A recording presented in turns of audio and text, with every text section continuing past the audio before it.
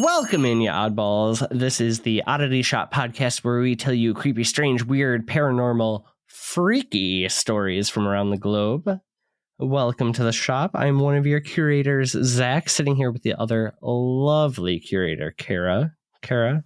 Hello. How the heck are you? Well, I'm fine. Did you know that Gypsy Rose is dropping an album on the 29th? What? You heard me. What genre? I have no fucking idea, but can you imagine what it's going to sound like? No, I'm on but a I'm high living right for now. The amount of times a week I say that to Julia because I know it drives her nuts. Can't stop me. I'm on a high right now. I live She sounds for like Elmo. Gypsy Rose. She kind of does. But she sort of fell off for a while there, and which is good. Somebody on her team needed to tell her that she needed to No, she's actually getting really bad. It's like really bad. Oh no. Because she broke up. She got divorced from what's his name, and now she's dating her ex before him. It's real bad. Real quick, before we dive too far down into Gypsy, did it sound different to you today? Why, yes, it did. And it's not so Gypsy's new track. No, it's our ours. new track, baby. So yes, you are in the right place. We have brand new music brought to you by none other than Vince and Danny. Check our show notes. They are down there. Their Bandcamp links are there. If you guys want awesome music like we have, hit them up. Yes. Do. Yeah, we love it. We're obsessed. We hope you love it. And if you don't, we don't really fucking care. Because we love it. Don't tell us you don't like it. Only tell us that you like it.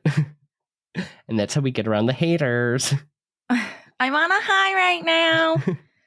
What's new with you, dude? We gotta go. That's it. I know. That's it. What's new with you?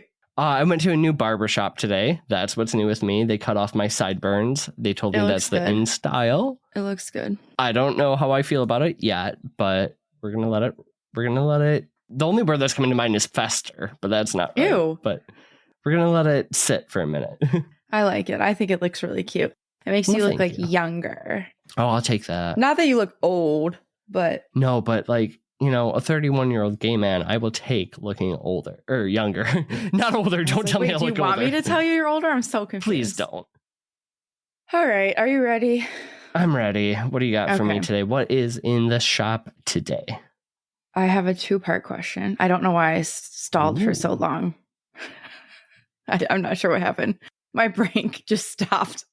Okay. What dream do you have? It can be anything. Hope and dream or recurring dream? Oh, no. Like a hope and a dream. Like your dream. Okay. Oh, God. It's me. I have a Jeep Wrangler with a golden retriever or an Aussie. Aussie. Actually, both. Doesn't matter. Both. I did run into a dog today that was a Aussie Doodle mixed with a golden retriever. That was the cutest thing I've ever seen. I meant to tell you about that earlier. And I live in a very modern, mid-century modern house. Okay. That's as far as I got. That's the dream. Okay, that's fine. Okay, Wrangler, dog, mid-century modern house. Okay, so second part to your question is, what is the craziest thing you would do to make that dream come true? Short of murder. I wouldn't murder. Okay. But I would do a lot of things so I could have that. What do they call it? A grooving pit, where the recessed couch in those 80s mid-century modern houses. Oh, is that what? Oh, yeah. I guess it is called. Oh, yeah. Sort of wood paneling everywhere. I would kill. All right. Great answer. Groove pit. Oh, I'm never going. Grooving pit, not a either groove way. Pit. It's a verb. Grooving sounds weirder. Wait, is grooving? Is that a verb? No. An adverb? I don't know. Go on. What does Schoolhouse Rock tell you? What's the song? Goodbye. A verb is what you do. So yeah, ing. Yeah, verb. I don't care if it's groove or grooving. Pit. I don't like it. All right. Well, you can't come. I said I'm not coming over anymore. Good. I'm going to directly read from an article from Time written by Kate Moore. Okay? Okay. On a hot summer's night in June 1860, the heavy door of the insane asylum clanged shut behind Elizabeth Packard, and she felt all hope desert her. Because she was not mad, she was merely independent. Yet, according to the 19th century psychiatric, I can't say the word, psychiatry, Psychiatry. I didn't know what word you were going for. Yes, psychiatry, not psychiatry. Good job. Okay, so female independence was madness. Elizabeth, a housewife and mother of 6, had simply stood up to her domineering husband. As she would record in a defense of her sanity, she wrote while in the asylum, she insisted, I, though a woman, have just as good a right to my opinion as my husband to his. But assertive women in those days were swiftly dispatched to asylums, institutionalized for causing the greatest annoyance to the family and for defying all domestic control.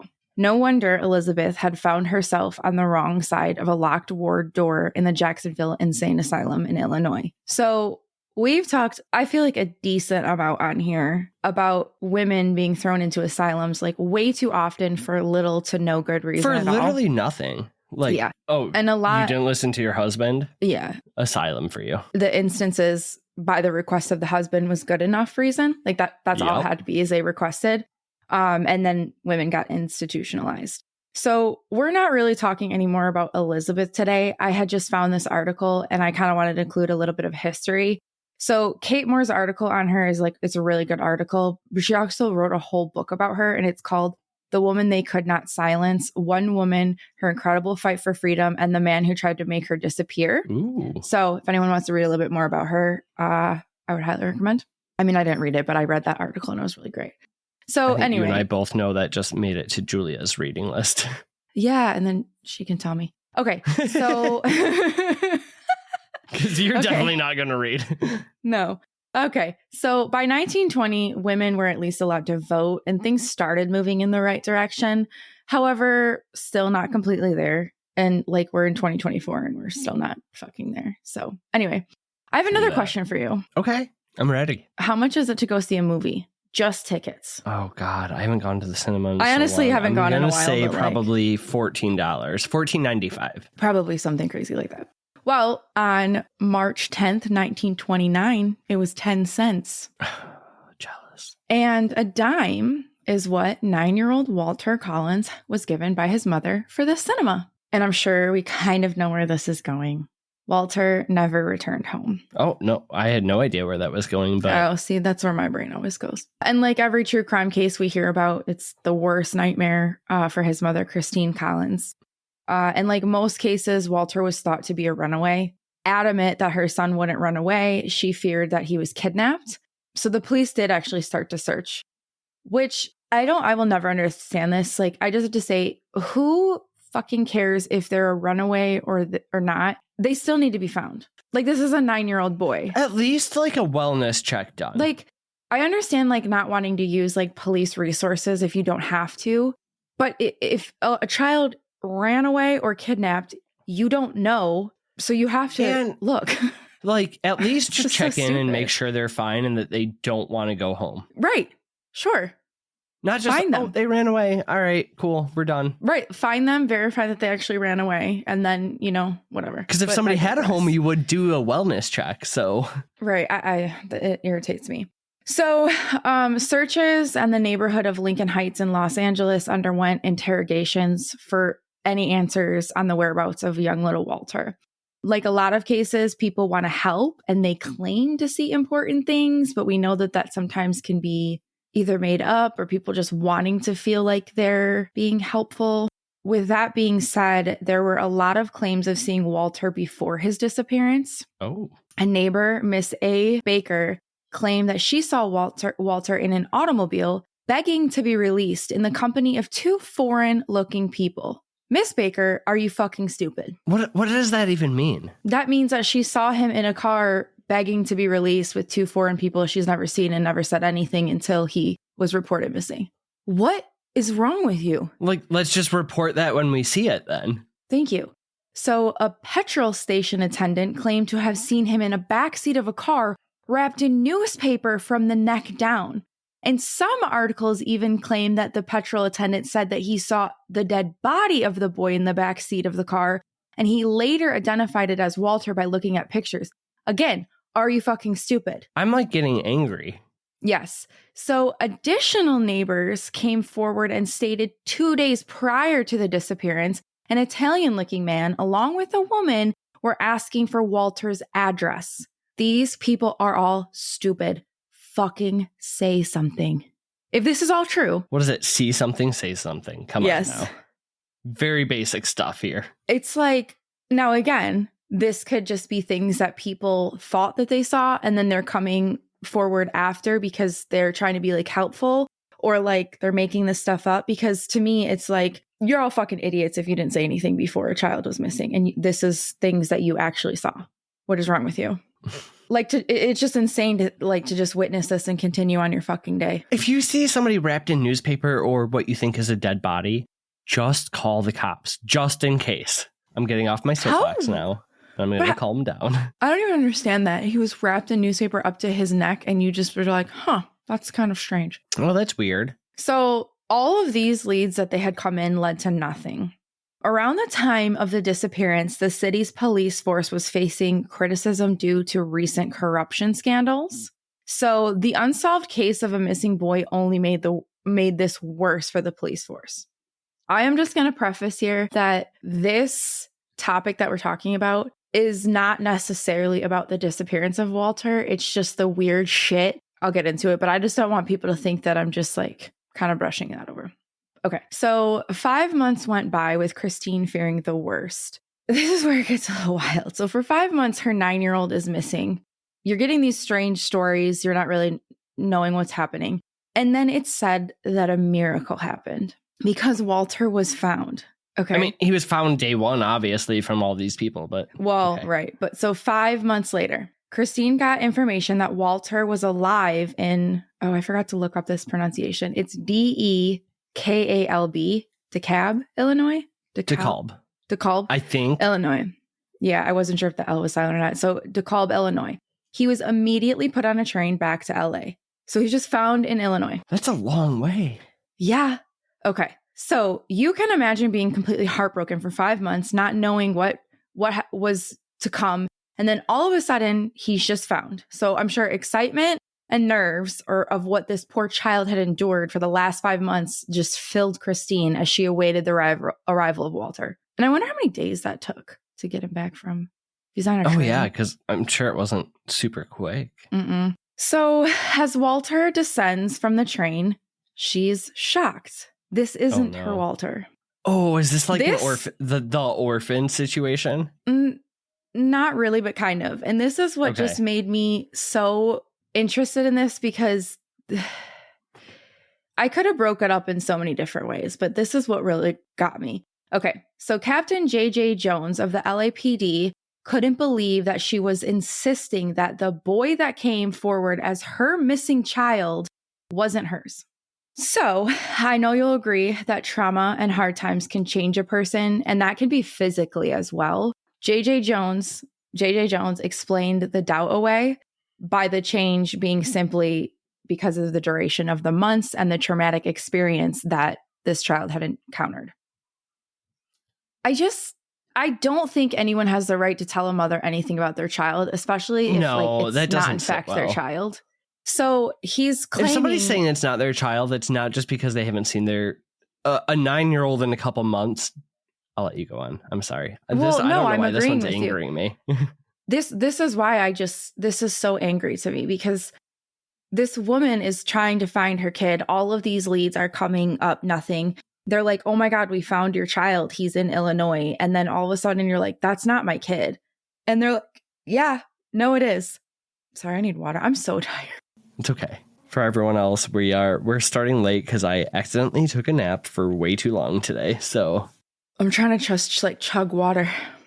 Well, you're tired too because you keep yawning, and then I'm just like, no, I'm so sorry. Okay. Christine is fighting that she would absolutely know her child, and Jones would not accept her allegation of the LAPD making a very big mistake, because this is crazy. Remember, the department was already under scrutiny. Yeah, I kind of feel like they're just trying to like tie it up with the ribbon and say, all right, we did it. Well, we hear that with a lot of cases where they're like, they find the murderer and it's like, it's not that person, but they're like, well, we just want to close it up. This person we forcefully made confess, blah, blah, blah. It fits. To not endure any more embarrassment, Jones convinced Christine to take Walter home and try him out. No. Maybe this would jog her memories. This is pure insanity, and not from Christine, because let's say that this is for sure Walter. How could you let a child go with somebody that's not claiming them? Is the child saying like, this isn't my mom? No, he's the one that came forward and said that he was Walter. Oh, yeah. Okay. All right. Just keep going because I need to know. No, let's just say she's having like a traumatic break and she really doesn't think that this is her child and it really is her child. Why would you then willingly let this poor child go with this woman that clearly does not want him? Yeah, let's worry about his safety. The mom's not going to be a great mother. He's already been through so much. If he's been gone, you know what I mean? What the hell? Yeah. Obviously, with this being a well-documented case and in the news, Christine felt pressure from that plus the LAPD to, again, try the boy out. Like, I'm just confused and concerned.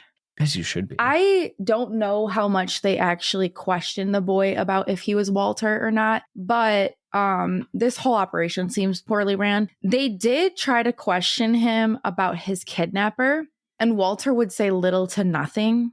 So even simple questions like, how did you get to Illinois? Or how did you end up breaking free? He wouldn't answer. Now, again, that could be trauma. So I get that. This is a 9-year-old. Yeah, like trying to just bury it down. Correct. Despite all this, Christine still took the child home and she cared for him, all while not wanting to give up on proving that this wasn't her real son, because she knew if she gave up, then the real Walter would never be looked for again. Right. Like, how horrifying. So Christine decides to use dental records to prove her point. So Walter's record showed very different impressions than of this boy. So having solid proof, Christine marched her badass to the LAPD to be like, this ain't my kid, I told you. Even with this proof, Jones didn't believe her. He thought she was trying to eliminate her responsibilities as a mother. And not only that, he accused her of trying to humiliate the department. Typical blame the mom. Right. And what would the point of that be to make them look worse? And if she didn't want to be a mother, then she would have never looked for her son. And then she probably would have been accused of the one to get rid of him in the first place. Do you know what I mean? Truly. Like, that doesn't even make sense. No. That makes no sense. If she didn't want the responsibility, she would have stopped looking for him. He's gone. Who cares? Also, sorry Okay. for the very typical Midwest. Yeah, no, which means no. For anybody not from the Midwest. Right. Anyway, Jones would not have slander about his department, especially coming from a woman. And this is where I lose my mind. Jones had Christine committed to the psychopathic ward of the General Hospital.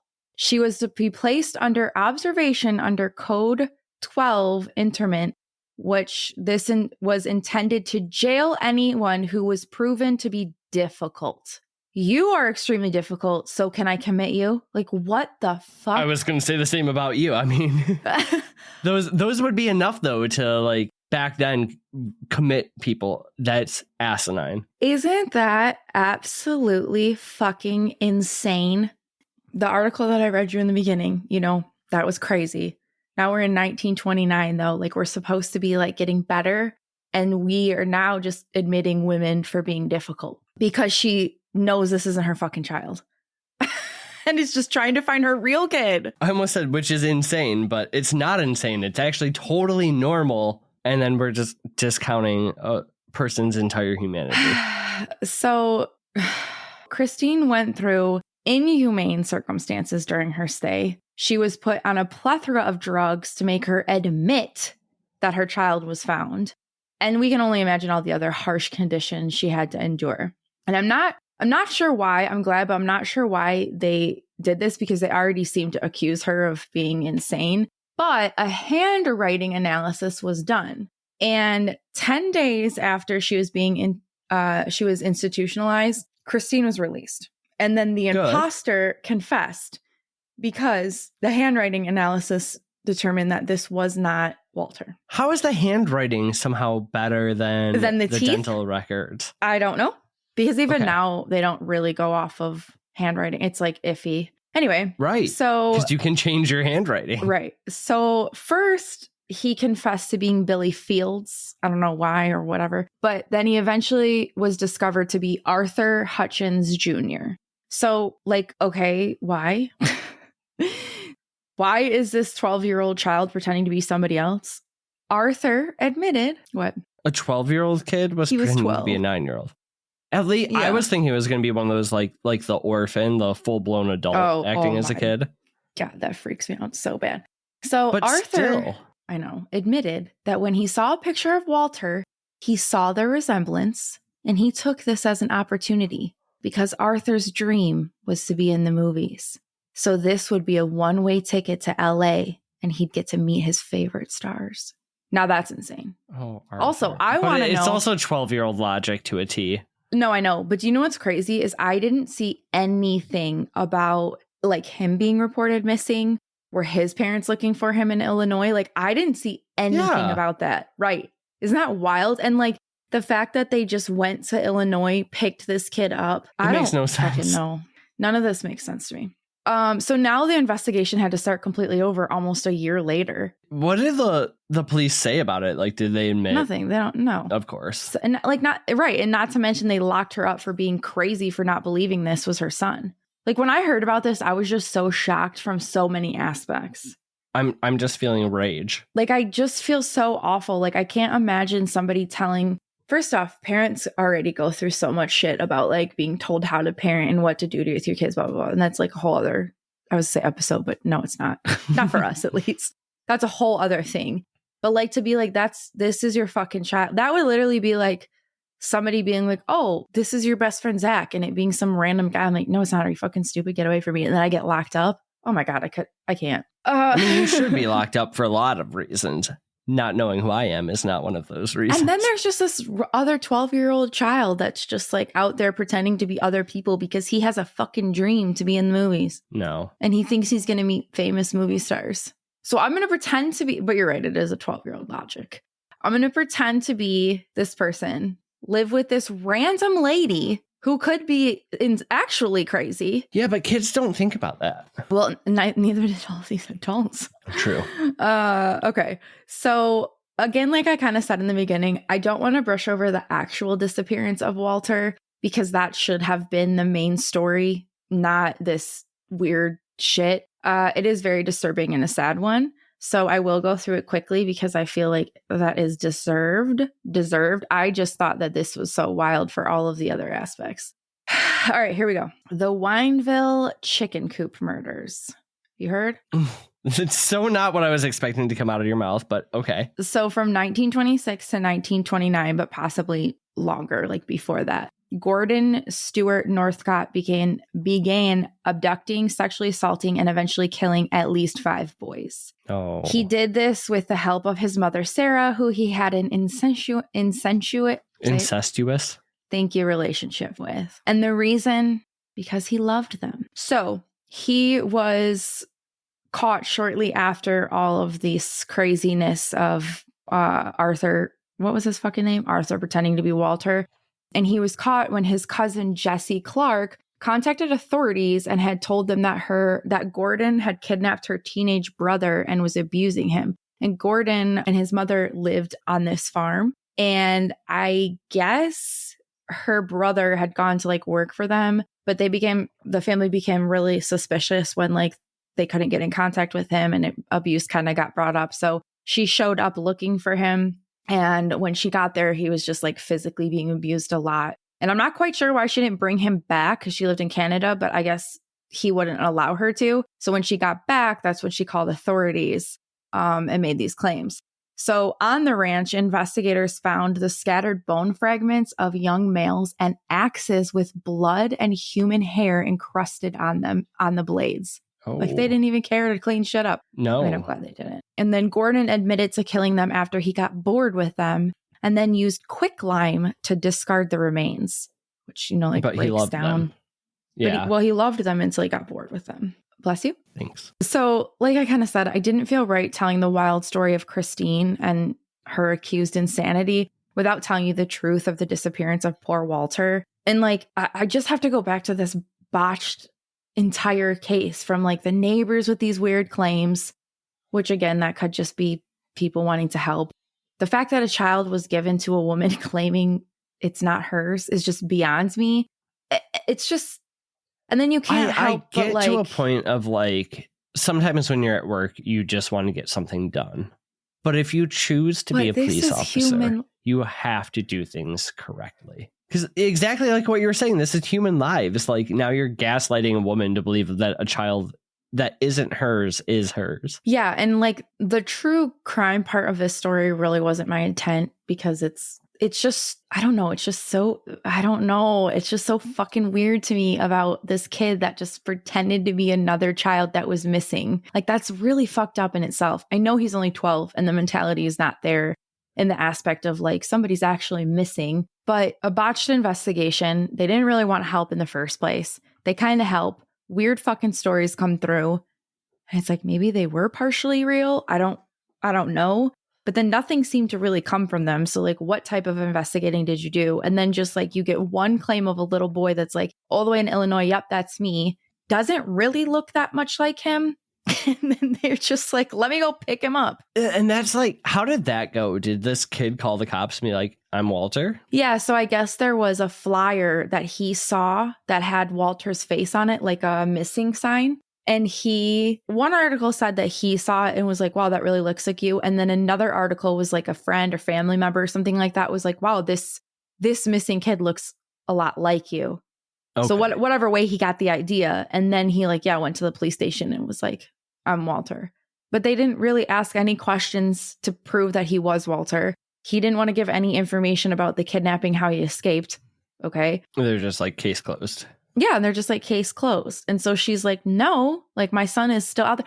And the saddest part is like, if they didn't fight her in the beginning, like maybe they would have found him, because this asshole kept these kids alive for a very long time while he tortured them for a very long time until he got bored. So if we didn't fuck around with all this weird shit and then put her in an insane asylum for 10 days in the meantime, like we probably could have found him. Truly. Tortured, and I'm sure mentally not okay, but alive. Right. So that matters. So that's just a weird one, kind of a true crimey one. But like I said, I just thought the insanity part of it and just that stuff is just even weirder. And yeah, kind of like the orphan child-ish aspect was just weird. And I couldn't get it out of my head when I read it. And I had to tell all y'all fucks. Can I get on my soapbox for another minute? Absolutely. We've got time. Perfect. The brain is literally being mapped, and what is quote unquote normal and divergent is labeled by people who are studying the brain, right? So if you're going to say that something is crazy or insane or worth being institutionalized over, you have no solid proof other than the mapping you've put together to diagnose a mental disorder, right? So whether it's 30 years ago or today, what we call a disorder is literally just how we have described a difference in the brain. Right. So I'm not discrediting mental illness or anything. Like those things do exist, but what we do is put labels on it to the best of our ability to understand that thing. Yes. And then you have people like this mother who now get institutionalized, right, because she fits the boxes of a diagnosis without people actually paying attention to what's really maybe going on. And now you have professionals labeling her as crazy. She's seen as crazy when her kid is being actually tortured. Right. Should never happen. No. This is where I get on my soapbox about mental disorders of being, I know. We need to drop the label disorders. It's just your brain works differently than what is the prescribed normal. Yeah, the considered normal. And probably not even in this case. She was probably a totally sane person, but... Well, I'd go fucking insane, though, if somebody was telling me that my kid was my kid and it's not. I'd go insane. You would... That's fine. But for you, right? What? Like, Delilah, your dog. If somebody replaced your dog with a different dog and was like, this is your dog, no, you would never take it because you can see those... Even if they look exactly the same, subtle differences that you know it's not. Yeah, I would kill somebody. I don't know why. I'm sorry. This entire story has just enraged me. This is why I had to talk about it. It's not really a long story. I could have definitely gone into the true crime part and those chicken coop murders a lot more, but I didn't really want to because it's about children and I can't. We talk about odd things, not always crime things. Right. And I didn't really want it to be crimey, but this enraged me so much I couldn't stop thinking about it. So that's why I was like, I really have to just tell you because it's so fucking messed up. Once it was truly discovered, right, that this wasn't her kid, what happened to that kid? Do we know? Did he get taken home? He just got sent back home. Like, what the fuck? I'm just so confused because I didn't see anything about his parents, like, wondering where he was. Right. And I don't think that they knew. I don't think they were in on it. I never saw anything that said, like... So then the chicken coop murders, they found the remains, I'm guessing. Yeah, they found the remains of Walter. Probably through dental records, which is what Mom was trying to do. Right. It was just like a bunch of bone. Well, it was kind of hard because it's gross. But yeah, they found remains of at least 5 boys, and they were able to identify like 2 brothers, the cousin, and then Walter. But that's why I'm saying it's definitely more than that because, and the creepiest part is that I don't even remember his name. He doesn't need to get a name. And his mom, he was really young. We're talking about like the perpetrator. Yeah, he wasn't like an old, there wasn't an exact age when I looked it up, but there was pictures of him and he was probably like in his 20s. It could be wrong because it's old timey stuff looks different, but like it was just horrifying. So yeah, that's the horrifying story of how a mother proceeded to get institutionalized for wanting to find her actual child and not this. I keep wanting to say that's just insane, but that feels wrong. I know, but it is. I mean, she's not insane. It's just the whole story is insane. And I'm sorry, I know he was only 12, but then I think about like my niece and nephew, which are like that around that age. And I know it was different times. So I can't say like, maybe you did want to run away to do that. But like, I don't know. It's like, yes, it is a 12-year-old mentality, but that's even so wild. At that point, you are just about to be a teen, right? So you also would be able to recall memories or things to prove that you are who who you say you are. Right. So I don't know if he just thought he was just going to get the free ride there, pretend a little bit, and then just run away to try to be an actor. I don't fucking know, but that's the bizarre story of that shit. And poor Walter, he just wanted to go to the fucking movies for a dime. So sad. That is very sad. All right. Well, do you have anything? I want to say good job because I'm used to saying good job, but this has for some reason just completely enraged me, and I've gotten up on soapboxes I think twice. So by the time this comes out, Gypsy Rose's album will be out, so just go listen to that. Maybe that'll make you feel happy after this. Actually, it might make you feel worse. I don't fucking know. But on that note, we're going to get out of here because it's depressing. We got to go. Well, thank you for listening. Say, good job for researching. Thank you for enraging me. Thank you for everyone who stuck around, even though the beginning of this episode sounded very different. Yes, we love it. All right. Close up the shop. We need to go home. We are home. Love, appreciate you. Home from the shop. Again, love and appreciate you. Do all the things we normally ask. All that stuff. But most importantly, creep it real, yeah, balls. So, goodbye. Bye.